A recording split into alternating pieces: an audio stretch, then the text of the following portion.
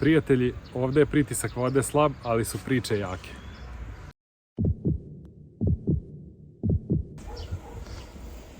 Možda nas u Elemiru ulice razdvajaju, ali nas priče spajaju.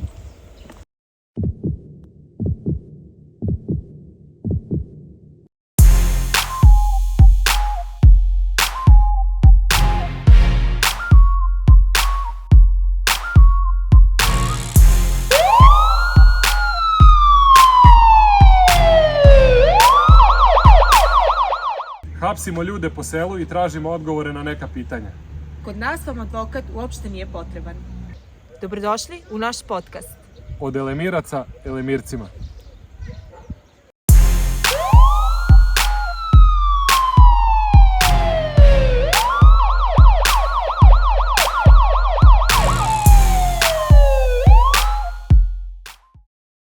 Zdravo svima, moje ime je Kristina i sa Milanom ću vas večeras provozati nedeljom u Aps.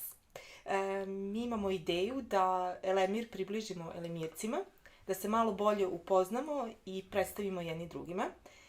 Predstavljanje našeg prvog gosta prepustit ću Milanu, samo ću reći da je to jedan vrlo autentičan lik koji drži čvrsto i jasno do svojih uverenja i načela. Milane, molim te, predstavi našeg dragog gosta. Dobro večer svima, moje ime je Milan i bit ću voditelj koji će postavljati ugodna i manje ugodna pitanja i učinit ću sve da vam bude zanimljivo i zabavno tokom slušanja ovog sadržaja. Naš prvi gost je poreklom Dinaroid, a po opredeljenju Lalo, rođen u vojvođanskoj Guduri i Prašini, čovek koji za sebe kaže da je jedna slamka bez vihorove, tužni sirak bez iđe ikoga.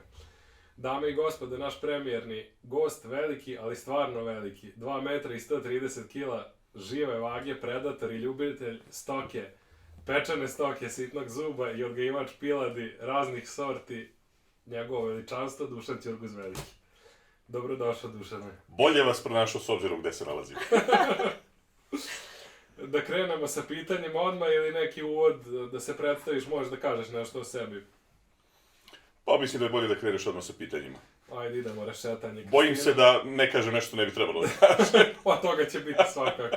Ali svakogo, i bilo bi dobro da kažem nešto što ne treba da kažem. Mi treba da budemo opušteni i vrlo onako iskreni, tako da ovo je nedeljom u Aps. Doveli smo te. Samo iskreno u apsu, zna se kako se no, odgovara. Odgovara se vrlo, samo sa vrlo ne. Ne upečatljivo. znam, ne sećam se, nisam. Da. Neću da čujem reči koje počinje sa ne. Idemo sa prvim pitanjem. Idemo odmah na neko tvoje rano detinjstvo. Kako bi opisao svoje detinjstvo i odrastanje u Elemiru? Da li ti imaš neke uspomene za to? Lepo je detinjstvo i odrastanje u Elemiru. Svoje selo volim, tu živim 39,5 godina. Lepše od Pariza. Lepše od Pariza u svakom slučaju. Na lepom mestu, dobri ljudi. Naravno. Selo, lepom istorijom. Naravno, selo uvek podeljeno, Bosanci, Lale i razne druge duboke Srpski, Nemačke, Lelije, Gornji, Donji. Ali to sve čini selo lepim. Naravno. I to su sve draže ovog sela. Kažem, tu sam 39,5 godina, ne planiram da napustim Elemir. Živim na relaciji Elemir-Tisa, to je to, mislim. Ali Tisa i jeste ta koja čini Elemir ovakav kakav on jeste. Apsolutno. Znači, ono je naše najveće blago i mesto gde smo mi svi odrastali i naučili da plivamo i naučili da veslamo i naučili da lovimo ribu. Naravno. Neki još ne znamo da plivamo, ali neki ne znate, još hoćete Dobro, naučiti. ali imamo traktorske gume, tako da... Naravno. Puna ih je Tisa, tako da. Puna ih je Tisa. Nije, na sreću nije. To sad je dobro se Znači, stanje se popravlja što se tiče toga. Raste svest ljudi, drago mi se. Sad su samo obareni dronovi. Pa dobro, sad nećemo baš u detalje. Ali Tisa je ta koja jeste specifična reka, jedna prava banatska sa onim njenim prelepim mirisom i šmekom i onom njenom toplinom koja... To je najsporija i najdublja reka Evrope. Isto kao što mi živimo tako lagano, lagan ritam, sve na tenane, laloški što bi mi rekli. Što bi rekao jedan Lalo. I okružena je prelepom prirodom koja je zaista onako odmor za oči i dušu i svi vi koji, a doći ćemo i do te teme, koji leta i jesen i proleća pa i zime provodite tamo. Zime naročito. Ona je ta koja je zaista... Leta na Tisi za slabiće. Da, ona je ta koja leči svaku boljku. Svaka voda je neki reaktor pozitivne energije. A mislim da je tekuća voda, onako, to je jedan ozbiljan reaktor. Gde čovjek može da se napuni energijom i da može da izdrži narednih 5 dana koji treba da radi u nekoj firmi ili da se posveti nekom poslu. ta 2 dana, makar vikend, su sasvim dovoljno da se čovjek... Odeš, otisneš se tisom Naravno. i to je to. Da. I uživaš. Pa znači, to je manje više to. Elemir jeste upečatljiv zbog takvog položaja i zbog istorije i ima zaista jednu bogatu istoriju. Naše jeste detinjstvo ovde bilo jako lepo. Jes, pa Elemir je lepo mesto. Od vožnje, kad smo bežali od kuće biciklama do Tise i do kojekakvih proplanaka, livada. Sloboda. To je bila naša neka to sloboda, sloboda gde smo i to je imali ono... pravo istraživačko detinjstvo. Tako, i to je ono gde ti od malena... Bez mobilnih telefona i drugih načina. Tako je, to je ono gde ti od malena spoznaš šta je sloboda. Jeste. I onda ceo život se ti boriš za tu slobodu, da i dalje ostaneš u slobodi. Ali nekako i naši roditelji nam nisu uskraćivali tu slobodu, bar... Pa bila su drugačija vremena, da, ali eto, mogu da kažem, bar ja u svoje ime, da smo mi imali tu neku sreću, da to jeste bilo... Kako da, meni je ovo sad strašno kad odem, ne znam, u toku dana prođem pored osnovne škole, vidim ono, milijardu kola, svi dolaze po svoju decu. Ne znam, ja sam išao u zabavište, imam 2 kilometra do zabavišta, išao sam svaki dan peške. I odvojio me jedan put ćaća za ruku i rekao, prećeš put ovde, prećeš tu, ovde, tu nije bilo više pogovora da će se drugačije desiti. Jeste. Nemojte mi spomenjati zabavište, imam traumu. Ovako odrastanje, okej, bilo je lepo, druženja, mnogo prijatelja, drugara, sve ono što treba da ima jedno detinjstvo. Bio je težak period kad smo mi odrastali, znači to su kraj 80-ih, početak 90-ih i cele 90-te. Ta neka nemaština koja nas je sve uhvatila. Tako ali mi to nismo osjetili, valjda su roditelji bili toliko vešti da su oni to sve uspeli da nam... Pa da, nismo osjetili da... Uopšte.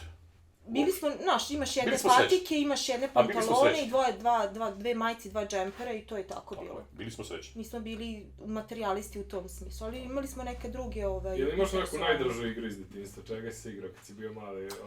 Partizani, Švabe... Nikad se nisam igrao s igračkama.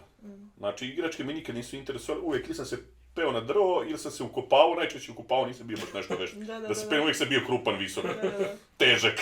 Znači bunkeri. Bunkeri, uvijek neke zemunice. Da ne damo nekom da prođe kroz ulicu. A kad ti se rodila ta ljubav prema ribolovu? Jer mi svi znamo da si ti strastveni ribolovac, jel da? To je iz najranijeg detinjstva. Ko ti je pokazao čari ribolova? Pa, ozbiljnije me u ribolov uveo nastavnik Belić Dragutin, Beli, čuveni likovnjak iz škole, ona se onako... Svi ga se rado se. Tako je, živi čovjek, hvala Bogu, čujemo se. Divno. Ona se onako ozbiljnije uveo u ribolov, nastavnik Branko Zavljenac, pokojni isto što je predao fizičko. Oni su nas onako naučili da spoznamo sve te tajne ozbiljnog ribolova, može se reći. A ovako, ljubav prema prirodi, reći, to je ono od kad znam za sebe. Životinje, sve ono što čini seosku idilu. Šta ti je lakše da upecaš, soma ili istinu u društvu, recimo? Lakše soma. Som iskreniji. Naivnije neko. Pa, to jedno prati drugo. Ali mi znamo neki put da oprostimo pa ga i vratimo nazad. Tako je. To je taj sportski deo, sportski duh. Pa reci mi, kad smo se dotakli, ti se, kako... Pitao sam te u nekom našem neformalnom razgovoru u prethodnih par dana kad smo dogovarali snimanje, kako je ti sad dobila ime, jel možeš da približiš nekome? Pa Tisa je najvjerovatnije dobila ime po drvetu Tisi. Nekada su velike evropske šume Tise bile na području Engleske, Mađarske i svuda na evropskom kontinentu. Kasnije su rađene neke istraživanje da u stvari to su bila neka preistorijska groblja. Može se reći preistorijska, ali neka stara groblja, jer su htjeli za večnost da obeleže neko mesto, pa bi posadili drvo Tisu tu da je neko sahranjen i Tisa je manje više besmrtno drvo. Pretpostavljam da je po drvetu dobila i reka ime. Inače, izvire u Ukrajini, spajaju se crna i bela Tisa i daju ovu našu Tisu. Ti si oplovio uglavnom sve delove Tise? Oplovio sam ozbiljan deo Tise, znači kroz Srbiju celu Tisu i jedan dobar deo kroz Mađarske. Nisam taj planinski deo Mađarske i ne znam, nisam plovio jezero Tisa to, ali to je u planu. Neki moji drugari su išli na neku ekspediciju od Ukrajine do Slankamena. Tako da je to nešto u pripremu, što bi se rekao. Divno. Da nije upečatljivo. Verujem da je to jedan neponovljiv doživljaj. Sigurno. I, mislim, nemaju ni svi privilegiju tako nešto da prepoznaju. Tu najviše treba volje. Tu su sredstva najmanja stvar. Znači, nekad smo imali drveni čamac i veslo i stizali smo sve ovo što stižemo danas sa gliserima. Gde nema za dvoje, nema ni za troje. Tako, uvek i bilo tako. Tako da, tu samo treba volje, a volje nam ne fali nam malo slobodno vremena više, ali radimo na tome da se oslobodimo. Kada već pričaš o tome kako izgleda jedan tvoj savršen dan sa prijateljima na Tisi, može da nam nešto malo... Ja imam jedno pitanje specijalno. A čekaj. Prvo da nam Dušanu Pa napravi. lepo je. Opiši nam te neki vikend ili... Jednostavno dočare nam to, Vidi, taj svoj doživljaj. najčešće to ne bude vikend, pošto ja radim po smenama, pa to bude neki utorak i sreda. Ali dobro, to je tebi vikend. Što ima svojih draži. Vikend u sred srede. Jer kada Zbog je vikend u sred srede, manje ima ljudi. Mi imamo sreće, tamo da ja imam moje imanje, da su to sve privatna imanja i privatna vlasništva, tako da nema puno gužve. I tu je baš onako odabrano društvo, ima nas i Banaćana, i Bačvana, i Bosanaca, i Lala, i Mađara, i Mađara, ima nas raznoraznih. Možete igrate vaterpolo. Znači, balkanska braća na jednom mestu, Utopija. lepo se družimo i lepo nam je. Odlično. Znači, lepo nam je, baš onako. Uživamo u životu. Super. Tu se stalno nešto vrti, peče, kuva, sprema. To igrom slučajeva jeste tako, mada to nije primat na tome. Znači, više da se družimo, da provodimo vreme zajedno, da se šalimo, da budemo opušteni. Bio sam prisutan i to je stvarno nešto što je ostavilo utisak na mene kao to druženje. Izviru ljudi sa svih strana, ovaj dolazi odavde, to je sve nepozvano i sve neorganizovano, spontano, što i jeste najzanimljivije. Najlepše stvari u životu su spontane stvari. Tako je. Ja, proučavajući istoriju, mislim, nisam bio u to vreme rođen, ali mislim da je neko lepo vreme bilo između dva rata svetska, i da je to neko... I to pogotovo za ovaj prostor Vojvodine, Banata. Ali tad su i bile te neke najveće tranzicije u društvu, kako da kažem, mnogo oslobađanje od predrasuda i od... Tako je, da. Mi otprilike živimo u tom vremenu tamo kod nas u našem naselju. Znači, tamo je sad stao negde 70-ih i kuca unazad. Nije stao 70-ih, on je stao tamo negde 20. 20 i neka godina. Između 20-ih i 30. Tako je, 20 i 30. Tamo je moba još uvek prisutna. Tamo je zajednički ručak, šta god da imamo prisutan. Večera je isto zajednička, što god da imamo, podelit ćemo, delimo sve. Zaista živimo onako, svi smo iz nekih različitih sfera, kažem, drugačijih vera, nacionalnosti, ima i katolika, i pravoslavaca, i reformatora, ima nas svih mogućih, ali eto, to je tipičan primjer da može da funkcioniš. Viš kako sam lako skliznuo kad si rekao između dva rata, ovde je na svaki 10-20 godina rat, pa onda, znaš, ne znam na kojih si mislio. Mislili smo na one velike svetske. Na velike, da.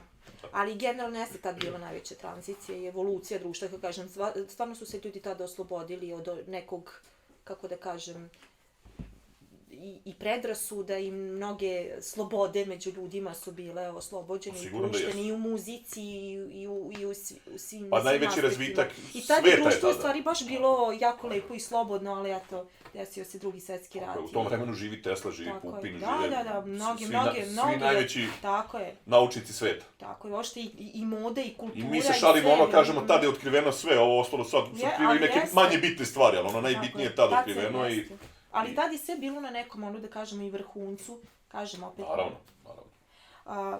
Tvoje mesto na Tisi, gde ti obitavaš, ima jedno zanimljivo ime, zove se Donbas i to je svima uglavnom poznato. Ja sam baš htjela Donbas, zašto baš Donbas? Zašto Donbas? Ajde, jednoglasno pitanje postavljam. Vidi, to je u stvari Jegmeč. I mislim da je Jegmeč jako lep naziv, tačno značenje reči Jegmeč ne znamo. Ali od kada je sveta i veka to je. A to datira iz nekih, vjerojatno malo preistorijskih. Tako, iz starih nekih vremena. I to je sasvim lepo ime da to tako i ostane. Međutim, ima jedan mali tamo zaseok, što bi se reklo, od par parcela nas komšija, gde mi to zovemo Donbas. Jer tu onako su žurke ozbiljne, glasne, završavaju se na različite načine. U punom gasu. U punom gasu. I onda ovi stariji komšije kažu da je kod nas uvek uzavrela situacija kao u Donbaskoj republici. I onda smo se mi tu negde našli, pa smo to proglasili zapadnim Donbasom, mapirali ga na Google Mapsu i čak imamo i našu zastavu. I ako ne budemo zadovoljni sa razvojem situacije u državi, nije isključeno nećemo mi proglasiti to nezavisnom državu. Suverenitet. Žao mi je što nisi poneo zastavu da ljudi vide, pošto je to objasni ljudima, eto ti da ne predstavlja, reci kako izgleda zastava. Pa zastava je ono, što bi se reklo, srpsko-rusko prijateljstvo, mi smo braća po mnogo čemu. Tu je jedna mrtvačka glava na toj zastavi da nas podsjeća da smo prolazni. Iz mrtvačke glave se vidi neka flaša, verovatno da nas podsjeća zašto smo prolazni. Tako da, bit će prilike doćete u Donbas pa ćete vidjeti. Pa, doći ćemo.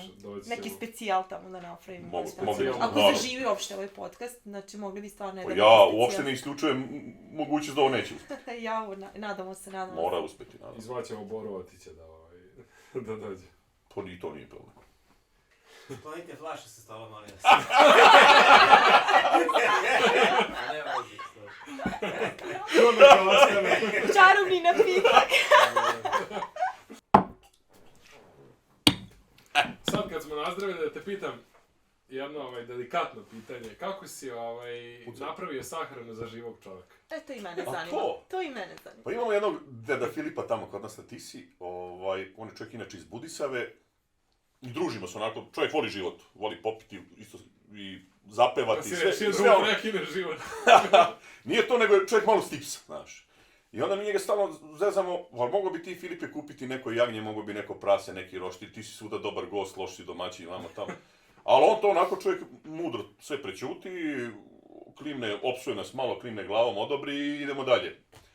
I onda ja kažem, mi se nećemo najesti i napiti dok ti ne umreš. Jedino kad ti umreš, onda na dać, ako ti se ne bi najeli i napili, to je to. Kaže on meni, slušaj, jedini način da to saznamo je da vi mi napravite sahranu. I da ja za života vidim kako će to da bude. Ja kažem, tako, dobro. Nazovem brata Živu Bogića. Rekao, čeka živo, jagnje, ima. Nazovem za prase, ima.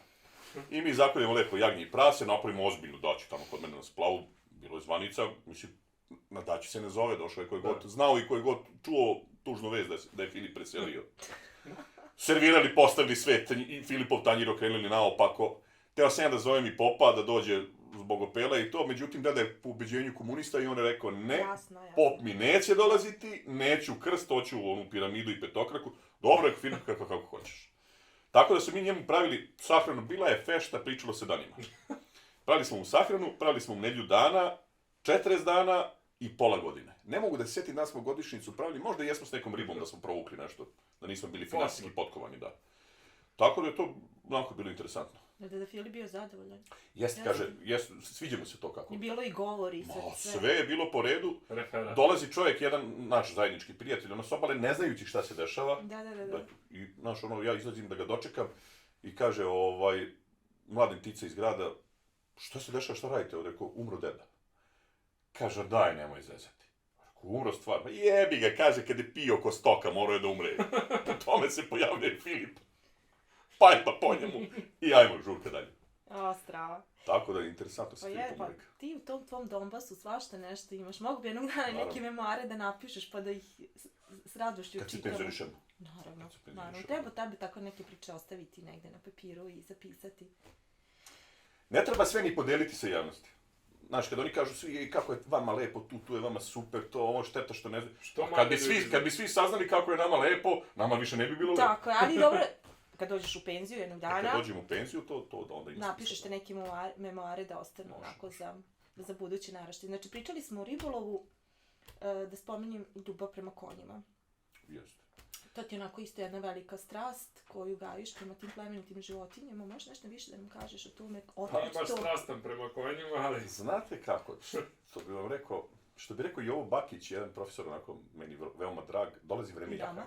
I nama. Dolazi vreme jahanja i taj sport će biti sve popularniji. Aktivniji, popularniji. Sad, ja sam imao tu sreću da učim od najboljih. I uvijek sam se trudio da u kojoj god sferi da se nađem društva, da se družim sa ljudima koji su u toj sferi života uspešniji od mene. Jer je to najbolji način da se nešto nauči. Tako da sam ja od čika žive učio da jašem konja, ali onako kaubojski, bez sedla, bez uzengija, bez bilo kakve opreme. Tako da kad dođe to vreme jahanja, bit će mnogo lakše se snaći. Teško je sad nekog uhvatiti pa ga osedlati. Jasno. A ovako, bez opreme, to ide. Mogu da te pitam za tvoj projekat koji se zove Baden Dole, možeš te da podeliš? Pa mogu jedan deo da podelim sa tobom. Mislim, onaj deo koji me ne bi kompromitovao i negde uputio prema Vršcu ili Kovinu ili nekim drugim egzotičnim destinacijama. Ja sam čovjek revolucionar i očekujem da će se stanje koje nije lepo trenutno završiti nekom revolucijom, ali nekom normalnom, naravno ne krvavom i to.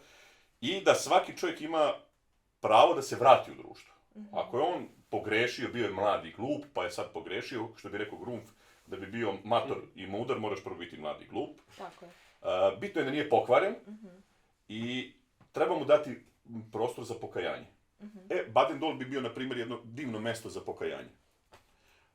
Pruga dominira onako visoko iznad te livade, Sad su sve manje ove prolećne vode, tako da je to retko kada je sad to pod vodom, mi kad smo bili deca, mi smo se klizali tamo, tako da je sad suvo, može biti donekle i toplo i može biti korisno. Može biti korisno. Da se još malo dotaknem tog tvog detinjstva i rođenja, Dušan. Otkud to ime tebi nadenuto? Pa to... Jel ima neka anegdota ili je to prosto bio ono mama i tata su se volili pa su odlučili ako bude To ti je muško neko bit će... dojavio za... Ima anegdota, što bi rekao Mila, neko ti je dojavio za ovo. Ali dobro, nema veze. Kod mene nema tajni i nema dlake na jeziku. Ako želiš da pričaš, Naravno, slobodno popodelit reci, ću se vama. ako ne, izmisli neku priču popodelit. Pa vidi, ovako, deda je bio onako čovjek koji je Markantan, markantan, koji je voleo žene i žene su vole njega. Nismo mu ni za mali nokat niko od nas posle njega. To ti je ono kao kad imaš patrijarha Pavla. Da. Sad dođe 100 narednih patrijarha, Nijedan ne može ni da... ne može nijedan priđe. stane ispod njegove senke. Tako je. Tako i pokojni djed Drago, i voleo je žene i vole su oni njega. Imao je jednu ljubavnicu iz Beograda, žena se zvala Nada, ne znam da li žena još uvijek je živa, nije Ne bitno. pozdravimo Ako je živa, ako sluša.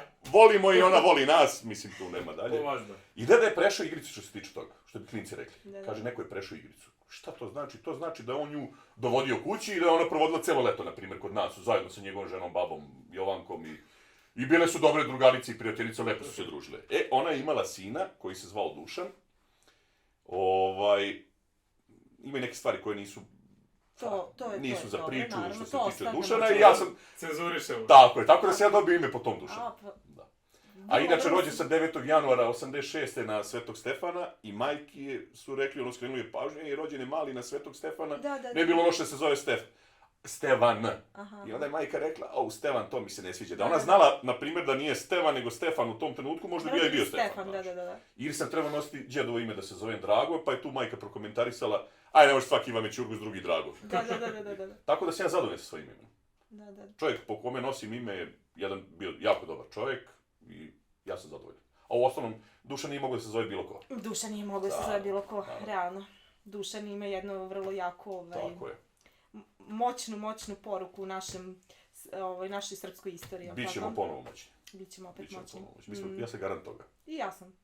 Pa inteligencija, sposobnost da se naviknemo na promene, tako da.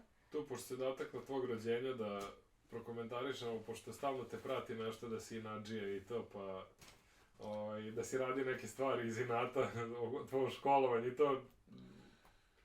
Pa u principu, inat je nešto što je kod Srba deo folklora. I inat je, kad bi ga preveo na bilo koji drugi jezik, ja radim na primjer sa Kinezima. I mi smo totalno dve različite kulture u svakom smislu. Nažalost, ja što je više upoznajem tu azijatsku kulturu, ja je sve više smatram nekulturom. Ali dobro, tu smo, pa smo tu i nema sad dalje. I nema nazad. I onda ja pokušavam često njima da objasnim šta je to. I kada oni kažu, ne znam, imaš neki zadatak i to mora da se reši, neko je naredio, ovamo, to kažu, neću. Zašto neću iz inata? I pokušavam ja to da prevedem preko tih aplikacija i to ispadne uvijek da inat neka destrukcija, da si nešto destruktivan, da nešto... A nešto loše. Nešto loše. Da. Mada ja ne smatram inat ničim lošem. Ja mislim iz inata su se dobre stvari rađale. Inat je nas održao i nakon hvala, mislim. 500 godina robovanja pod Turcima, inat nas je spasio i uvijek nas inat spašava. 5 meseci nas inat spašava. Naravno. A kurčenje vraća unazad. Pa ako možeš i to... Kurčenje vraća samopouzdanje. Kad ti inat opadne, onda je tu kurčenje. Aha. Ima zanimljiva priča za kurčenje, ne znam da se to nekad čuo uopšte, dakle to. Jedan od onako promoćudnijih naših vladara je bio Miloš Obrenović, koji nas je, hteli mi to da priznamo ili ne, ili koliko ga volili ili ne, on je nas oslobodio i njegovi potomci od Turaka. I onda je on školovane ljude skupio da ih pošalje u Stambol na pregovore sa Turcima sa početkom drugog srpskog ustanka. I pošto on čovjek bio nepismen, a i glava bi mu lako otpala u Stambolu na pregovorima, kaže on će poslati Protu, Mateju, ne znam, tako neke viđenije ljude školovanije. I on kaže, prvo, ti kad odeš Proto tamo, u Stambol, nemoj da s vrata Turci vide koje smo mi sirće. Da smo mi goli, bosi, da nemamo saveznike, da ovo da ono. Nego se kaže ti u kurči. Da oni misle da smo mi neka sila. A Prota je s druge strane školovan čovjek, ne možeš ti njega prevariti. Kaže njemu Prota, šta ću ja, česti kneže, ako se i oni ukurče. Kaže, ti se odmah otkurči. Ja se nisam otkurčivao, pa uvijek u životu idem težim putem, ali nema veze. Znači, ne postoji taj mod, kod tebe Ne, još uvijek nemam. Možda će to doći sa Kod godinama. tebe taj inati kurčenje uvijek flertuju nekako, Uvijek jedno s drugim, da. Pa to je bilo, nemam pojma, osnovna škola, ne veže me neka lepa sećanja za osnovnu školu, na primjer. To je bilo neko vreme 90-ih. Teško je vreme bilo. Da li je bilo teško, nije, nego to se može reći da je...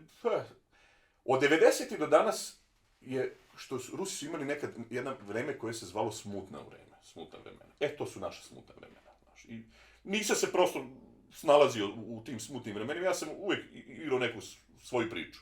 Imao nešto svoje i ja od toga nisam odstupio. Pokazivao sam u osnovnoj školi veliko interesovanje za istoriju, geografiju, i za glumu. Imao sam ja neku svoju malu sekciju gdje smo mi nastupali i gdje smo god došli, svi su bili oduševljeni sa nama, da. I očekivalo se od mene mnogo, a u stvari su na kraju dobili malo isto iz inata. Svi su očekivali da ću ja upisati gimnaziju, pa poslije gimnazije, bio sam... Biti profesor. Bio sam jako dobra, što bi se reklo, ali nisam bio forciran od roditelja. Zato možda se i nisam dobro snalazio u tom društvu, zato što moji nisu bili kompleksaši, otac pogotovo... Bili su dosta fleksibilni. Bili su liberalni skroz, sa njima si mogu da pričaš o svemu. S te strane, najlepše detinjstvo sam imao pred svojih roditelja. To je jako važno i bitno u odrastanju svakog deteta. Naravno, pa ti ako slomiš svoje dete od malena i to nikad više čovjek neće biti. I onda su i očekivali ja ću ili upisati istoriju, prvo gimnaziju normalno, pa poslije ili istoriju, ili više se očekivalo da ću ja neku dramsku umetnost studirati, poslije to, međutim od toga nije bilo ništa, zgadila mi se ta osnovna škola. I ja sam teo pošto po to da upišem samo nešto da završim i doviđenja prijatno. Upisao sam trgovačku školu, majka mi je trgovac, ne zbog toga, nego šta ja znam, nisam pokazivao interesovanja za nekim majstorstvom, za razliku od brata i od oca koji su bili majstori za sve. Do skoro ja nisam pokazivao nikakvo interesovanje za to. A trgovina je jedna lepa stvar. Pa kaže, ko ima trgovac, ko nema magarac. Ima i toga. I kaže, nekad, ko je bio priznat u selu? Trgovac, pop, učitelj i doktor. I doviđenja prijatno. I kaže, onaj kaže trgovceva kćer. Da. Pa to, I tu ti je, trgovina je jedna lepa stvar i poštena stvar, korektna. Tu uvijek znaš na čemu si. Ovo je nabavna cena, ovo je prodajna cena, na toj relaciji si ti. I tvoja sposobnost. I to je najlepša zarada. Tako je, slažem se. Tako da, to je to što se tiče škola. Školu sam srednju završio u Sečnju, Vuk Karadžić, to je bila neka, što bi se rekla, kaznena škola. Ne zato što sam bio loš ili bilo šta, nego zato što nisam uopšte ni teo da izlazim na prijemne ispite ni to. Bio sam ispod crte za Zrenjanin, u Sečnju. Mogao sam da se prebacim kad god, ali za Sečanj me vežu najlepše uspomene. Lepo društvo, profesori, normalni ljudi. Dobro, tebe malo i vuče ta hercegovačka genetika tamo, ka tom kraju. Vuče me, da, to je ta jedinorodicka, meni je majka. Ja sam po majici Hercegovac, sa ljutog kamena od Popova polja. A po predeljenju Lala iz Gudara i Prašine i tužni sirak bez iđe ikoga. Znaš kako, kad upališ televizor i gledaš Bajin koncert, prosto, mislim, sramota te da budeš Bosanac ili Krajišnik, zato što on, po znacima navoda, negde predstavlja taj deo nas. I onda ja kažem Lalo. Ne mogu da budem Lala, da budem 100% kao ovi ovdje domorovci, što bi se reklo. Dobro si se asimilovao. Ali Lalo je sasvim korektno. Jer velika je razlika između Jove i onaj ko se zove Jova i ko se zove Jovo. To je velika razlika. Isto je u ovome, ali opet tu negde smo na pola puta, što bi se reklo. Savo i Sava. Sava je kod nas žensko. Da. A Sava može biti muško i tu u Hercegovini. Reci mi, svojih 39, reći i po godina si proveo u Elemiru kao obveznik samodoprinosa i ostalih nameta. Šta misliš, koje su propuštene neke prilike društva uopšte u Elemiru? Pa Elemir je propustio što je malo koje selo propustio. Pa jesu prošli vozovi ili ima šanse? Pa ja nikad se ne predajem.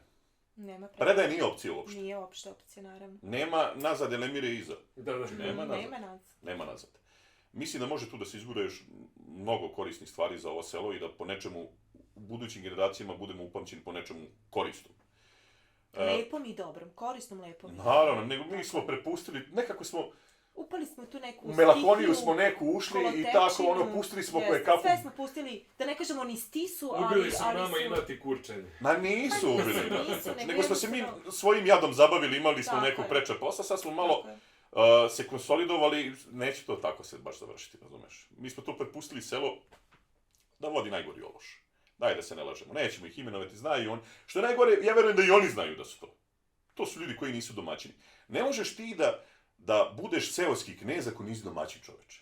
Ako ne znaš 50 zanata.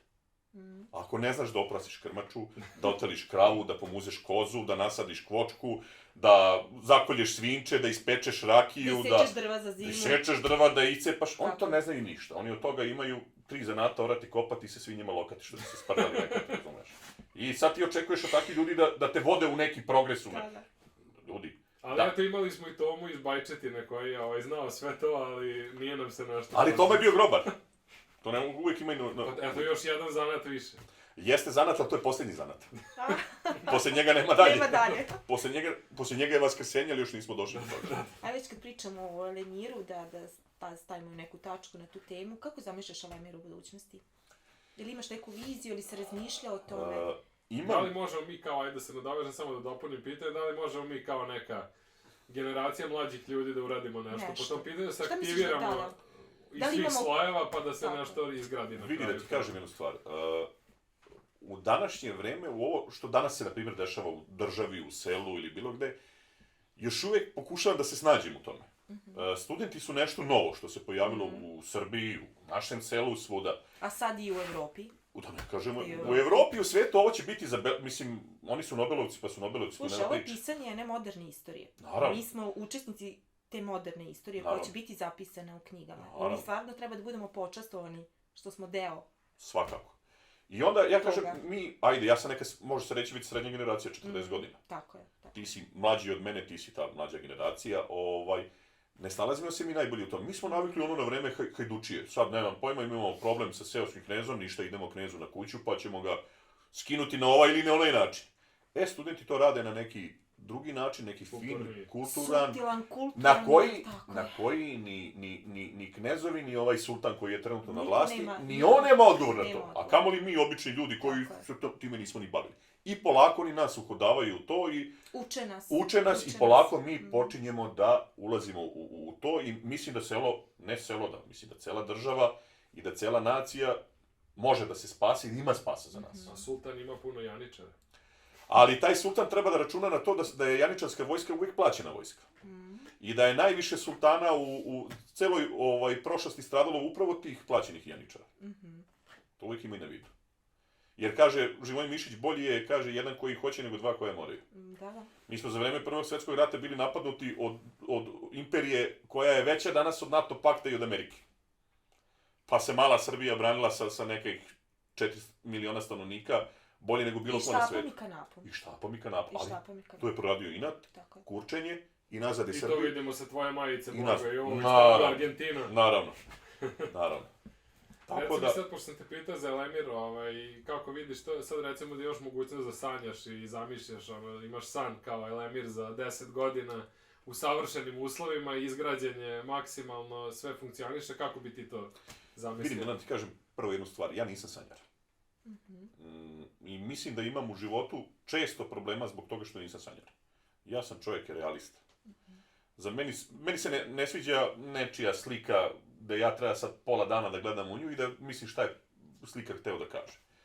Pokaži ti svoje umeće tako što ćeš naslikati portret ove lepe dame, pa sad ćemo mi da komentarišemo da li je taj portret u poređenju sa njom dovoljno lep. Realističan ili nije. Dovoljno lep ili nije. Tako da ja na to gledam sve realno i ja uvijek hodam po zemlji, nikad po nebu. Ako da Bog, jednom ćemo dana zaslužiti nebo, pa ćemo hodati tamo. Carstvo nebesko. Tako je. Mislim da Elemir ima dobre šanse, mislim da Elemir je selo koje može da privuče novi priliv stanovništva. S obzirom na razvijenu industriju, na razvijenu infrastrukturu, na blizinu grada, a opet smo dovoljno daleko od grada da ne živimo u toj... Naša infrastruktura seoska je, za razliku od drugih sela, jedna od boljih. Ali... Nemoj, ne volim tu reč, ako možeš da izbaciš. Ali traži održavanje i traži, naravno, dalji razvoj. Pa ovo selo je... I dalje ulaganja. Pazi, ovo selo je nekad bilo Nahija Mehmet Paša Sokolović. I ako ćemo, realno, možda je on postavio prve ozbiljnije temelje Elemira. Tako je. Onda poslije došla porodica Kiš, jermenska trgovačka jaka familija, koja je izgradila ovo selo ovako... Elemir je bio opština. Elemir je bio svašta. Tako je. Da ne govorimo o dešavanjima koje su se... Možemo celu emisiju da snimimo o tome. Šta je Elemir nekada bio i da mi sad živimo samo makar od te stare slave pa bi bilo dovoljno. Međutim, mi smo pustili tako da nas neku glib zaglavi i da mi ne idemo dalje. Mi smo selo koje je verovatno po financijama bilo jači od pola opština. Kad bi sve one financije koje zaslužuje Elemir i koje ga po zakonu sleduju, mi bi verovatno raspolagali sa više novca nego opština Žitište ili opština Seče. Imamo rudnu rentu koja nam je oteta, imamo samodoprinos koji nam je otet. Sve nam je oteto. Zato što smo bili trn u oku svim onima koji nisu bili razvijeni i koji nisu imali čara od svega ovoga. Sad, svako ko je ispred svog vremena, naravno da bode oči neko. Znaš kako, ima jedna lepa rečenica koju Stevan Sremac napisao u Pop Ćiri Pop Spire roman, kad kaže, bilo je jedno selo pored reke Tise, neću vam imenovati koje je selo u pitanju, da nešto iz sela... Prepoznaćete ga sami. Tako je. Kaže, bilo je toliko bogato da nije moglo da izdržava 2 popa, nego 3 popa. A znači, to je taj neki period kad smo pričali, to je ona neka prelaz između 19. 20. veka. Znači, već i tada je selo bilo dosta razvijeno, već i tada, ja kapiram da je to bilo zbog upravo porodice Kiš koja je donela neke novine u selo i samim tim što je i doselila i Nemci koji su opet doneli mnogo toga i na... Industrijski razvoj. Da, industrijski razvoj, pogotovo poljoprivreda, pčelarstvo, jer se ovdje ljudi isključivo bavili stočarstvom, koliko sam ja stočarstvo i zemljoradnjom su se bavili, da. Da, su podigli ošte taj društveni nivo svesti na jedan tako visok nivo da je bila razvijena i, ne znam, radionica za mlade žene o vođenju i lične higijene i, ne znam, tog nekog ručnih rukotvorina. Stvarno je onako bilo, ja verujem da je u tom trenutku selo stvarno bilo i živo i bogato i razvijeno i onako na jednom zaista zavidnom nivou. Selom je tada raspolagao domaćin čovjek. Tako je. Koji je znao da vodi svoju kuću, tako je. Pa ako znaš da vodiš svoju kuću i da upravaš svojim imanjem i da ti imanje bude uspešno i da napreduje iz dana u dan, napredovat će ti selo. Tako je. To ti je sva. To je sva mudrost. To je sva mudrost. Ima jedan ovde, nažalost sad je već pokojni zemljoradnik i Power, onako bio čovjek od ugleda Čikebraša Mošorinski. Jedan smo ga mi pitali nešto vezano za politiku i to. Kaže on, ja znam kako to treba, ali ja to nemam vremena. Što? Pa zašto imam preča posla? Tako je. A mi smo pustili da tako, kakvi nepomjanici da nas vode i da nas predstavljaju. Elemir je isto imao šansu. Ajde da se ne vežemo na politiku. Politika manje više politike će biti i proće i stranke će se smenjivati, manje više one su sve iste i oni svi igraju za jedan isti tim. Zato ne treba na politiku se obazirati na nekom globalnom i na nekom državnom nivou, nego daj da mi to na lokalu pomognemo šta možemo. Mi smo imali šansu, mi smo imali gradonačelnika koji je bio iz Elemira. Jeste. I htjeli mi da priznamo ili ne, taj čovjek se trudio da pomogne koliko je god može. Rijetko ko se obratio sa nekom zahtjevom za neku pomoć, da se bakar na neki način, ako ne skroz, na neki način izašao u susret. I onda ti imaš da prepustiš to nekim nepomjanicima, da ne uzme neku težu reč. Ajde, može idiot, to je dovoljno. Imaš jednog idiota koji dođe i potrudi se na sve načine da to uništi i još likuje na tim. Pa ti likuješ čovječe na sopstvenoj propasti. Jer ti nisi u stanju da stekneš nijednu kokošku. A dato ti je sad trenutno da raspolažeš, na primjer, sa našim novcem i to. I ti ćeš tu uživati jedno određeno vreme i onda poslije kad te mi vratimo tamo gdje ti je mesto, posle Badendola i onog pokajničkog perioda, ako budeš hteo da se vratiš u društvo, nećeš se naći u društvu. Neće više hteti niko da se igra s tobom. Bićeš u problemu. Dušan, rekao si da ti je Njegoš omiljeni pisac i pošto dosta voliš tu istoriju i da li možeš neku omiljenu, jel znaš nešto napamet, neki citat? Pa ti njegovi sentencije puno, ali možda sad za ovo vreme da vuk na ovcu svoje pravo ima kad tirani na čovjeka slaba, ali tiranstvu stati nogom za vrat, to je ljudska velina najveća. Bravo. Otprilike to je sad vreme na koje nas Njegoš podsjeća sve vreme. Ti si inače, tvoja familija je stara hajdučka i sveštenička familija. Šta bi mogao da kažeš, ili ima neke anegdote, zanimljive neki fragmenti njihovih života koje bi mogli podeliš? Ima, u svakom slučaju i sa jedne i sa druge strane, kažem, po ocu sam krajišnik, pokojni otac nikad nije volio da kaže su mi Bosanci. Jer pod Bosancima se danas uglavnom smatraju muslimani ili, mislim, to su naše komšije, nemam ništa loše reći protiv njih. On je uvijek vikao, mi smo krajišnici, mi smo iz Krajine i mi smo krajišnici. Poreklom smo iz Dalmacije, pre Dalmacije smo živjeli u Staroj Hercegovini, područje Nikšića, Gacka, Bileće, poslije smo se preselili za Krku. Tamo su bilo 7 rođene braće, 7 sveštenika koji su tamo bili sveštenici. I kako je bilo vreme Turaka, teo je neki Turčin bek paša, šta li je već bio tada, da ih ponizi, imali su 8. sestru i zatražio je sestru za ženu. Sad ti se vlasti ne možeš odupreti baš tako lako. Onda su oni na to pristali, svatovi su napravljeni, oni su posle napravili zasedu, dočekali svatove, pobili svatove i... Posekli. I tako, i onda su morali da napuste taj teren, ali tad je važno kad pređeš, ne znam, 2 planine i 2 reke, da više potera za tobom ne prestaje. Oni su prvo došli u Liku, iz Like su došli za Krajinu, selo Vođenica, Srez Petrovački, odakle su i tvoji iz okoline. Što kaže Dragan Darbica, odakle su tvoji. Tako je. I odatle smo krenuli, što bi se reklo, na sve 4 strane sveta, ima nas, verovatno onoliko koliko smo zaslužili da nas ima nas dovoljno. Dobre. A sa majčine strane sam Ljut Jercegovac, iz Trebinja poreklom, ajde okolina, djede iz Popova polja, baba iz Zagore, selo Šćenica, i rado odlazim i na jednu šta te pitam,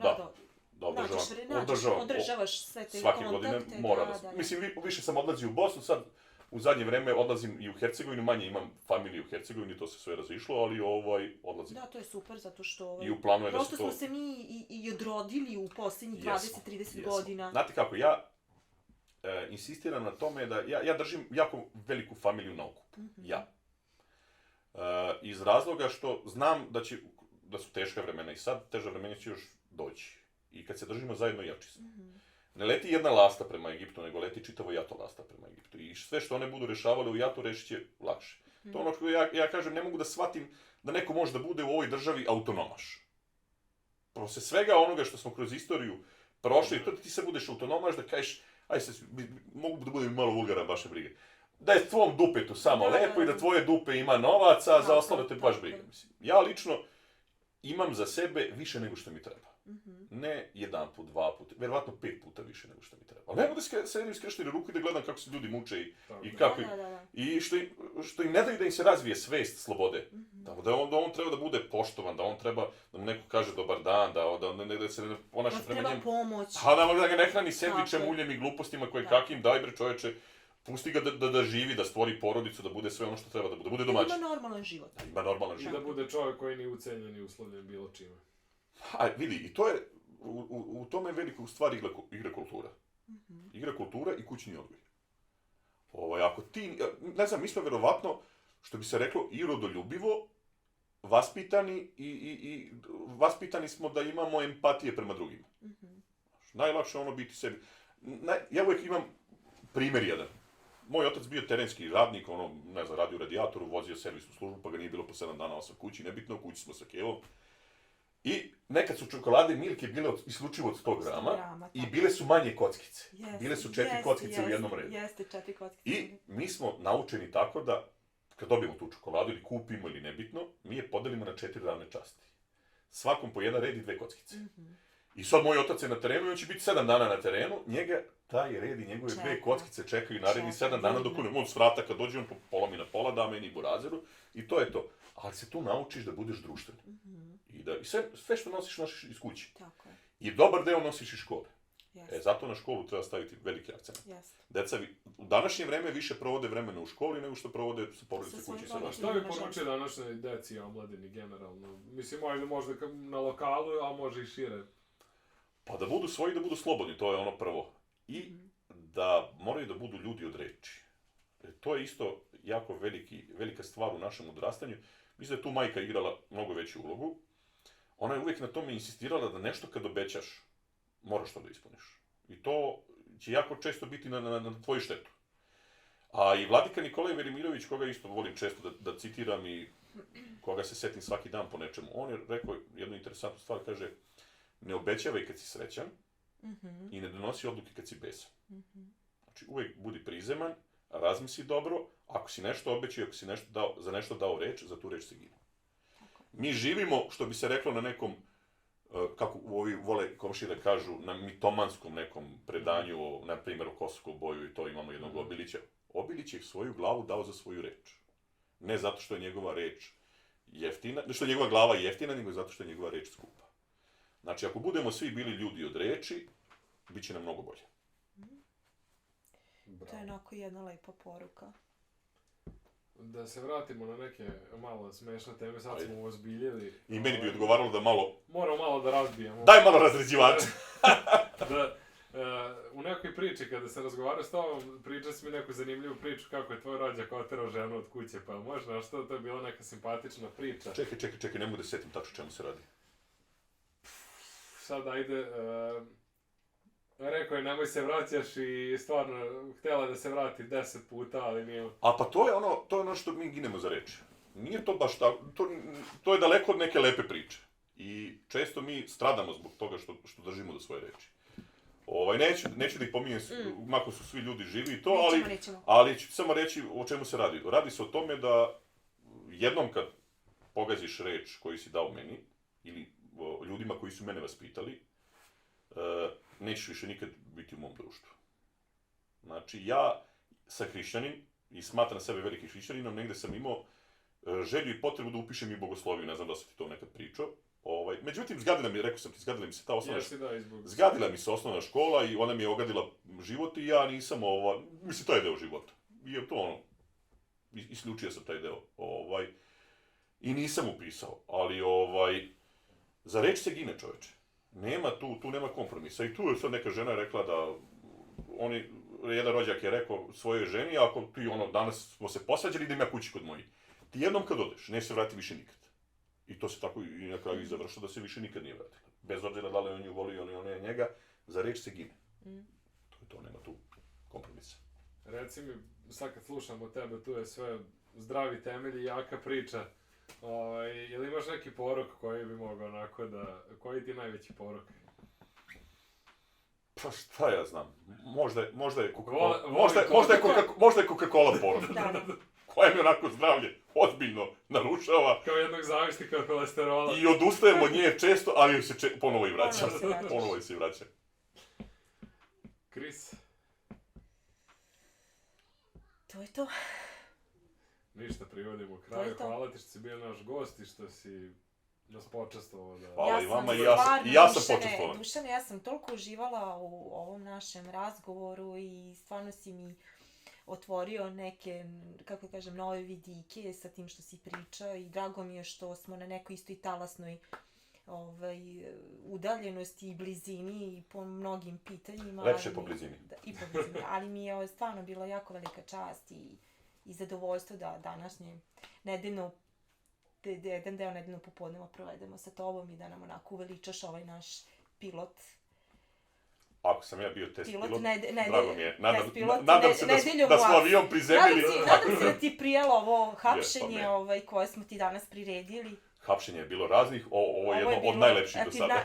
I mislim, prijatniji ambijent nego ono plava belo prostorije i... Nadam se da ti je drago mi je što ti ovo hapšenje bilo. Neki čike u plavom koja uzimaju izjed. Ne bojimo se nikoga, samo Boga. Ne bojimo se nikoga. Prema ćaći smo imali poštovanje, a Boga se bojimo, a ostali svi nisu bitni. Tako, bitno je. I tako treba sve ove mlade generacije da razmišljaju. Nemojte se bojiti nikoga. Niko nije jači od vas i moćniji sem Boga. Svi smo ljudi od krvi i mesa. Ono što boli tebe, to boli i mene. Ono što ja mogu tebi, nažalost, da uradim, to možeš isto da vratiš i ti meni. Jedno staro biblijsko vreme je bilo oko za oko, zub za zub. To je kada Bog nije mogao da civilizuje narod, pa je onda doneo takav zakon i tu smo se naučili da budemo ljudi. Naprimjer, na prostoru Hercegovine, Crne Gore, Albanije i tom delu, imali ste krvnu osvetu. Koji dan danas postoji?